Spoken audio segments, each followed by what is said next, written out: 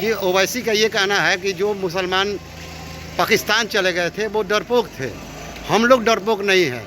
यहाँ कोई ये कह रहा है कि दवाखाना अलग कर लो, कोई कुछ कह रहा है, मुसलमानों को लेकर कोई कुछ कह रहा है, तो हम मुसलमान यहाँ के भागने वाले नहीं हैं। डरपोक वो मुसलमान थे जो पाकिस्तान चले गए।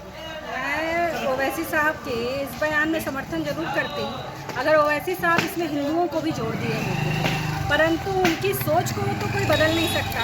ये उन्हीं चंद लोगों में से है ना जिनके रिश्तेदार नातेदार 15 मिनट वाली बात करते हैं। तो मैं बता देना चाहती हूँ, इनसे कह भी देना चाहती हूँ कि स्वागत डरपोक नहीं है, पर अब हिंदू भी डरपोक नहीं है।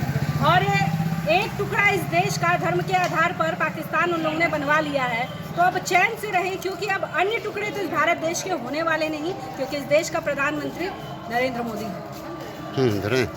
मैडम, कैसे 17 तारीख को ऑल इंडिया पर्सनल बोर्ड में धरने की बात करिए जंतर मंतर पे, कि वहाँ वक्फ बोर्ड के खिलाफ जब बिल पास हो जाता है तो उनकी सारी संपत्तियाँ चली जाएंगी और तमाम वो कहीं के नहीं रह जाएंगे। तो क्या आपको लगता है कि वो NRC और ARC की तरफ वहाँ इस तरह का बड़ा आंदोलन करेंगे क्या?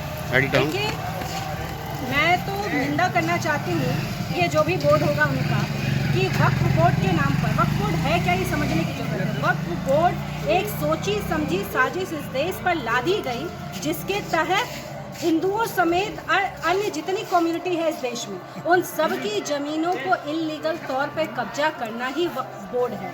और ये मांग करते हैं, ओवैसी साहब अभी बोल रहे थे कि इस देश का मुसलमान डरेगा नहीं, ये करेगा नहीं। और इस जब आप सेक्युलर देश में रह रहे हैं, जब आप लोकतांत्रिक देश में रह रहे हैं, तो स्पेशल स्टेटस की क्यों मांग करते हैं? आप वक्फ बोर्ड की क्यों मांग करते हैं? और अगर वक्फ बोर्ड जायज़ है तो हिंदू बोर्ड क्यों नहीं जायज़ है? इस देश में अगर वक्फ बोर्ड हो सकता है तो हिंदू बोर्ड भी हो सकता है। और मैं तो मांग करती हूँ कि हिंदू बोर्ड भी इस देश में होना चाहिए। अगर वक्फ बोर्ड की इतनी पैरवी हो सकती है, लोगों की जमीन लूटने के लिए इतनी पैरवी हो सकती है, तो हिंदू बोर्ड की कितनी हो सकती है, उनको सोचना चाहिए। ये देश ऐसे नहीं चलता। इस देश में सबका स्वागत है, और अगर आपको इस देश में रहना है तो इस देश को जो सेक्युलर बना है उस आधार पे ही रहना होगा। स्पेशल स्टेटस आपको दिया नहीं जाएगा इस देश में।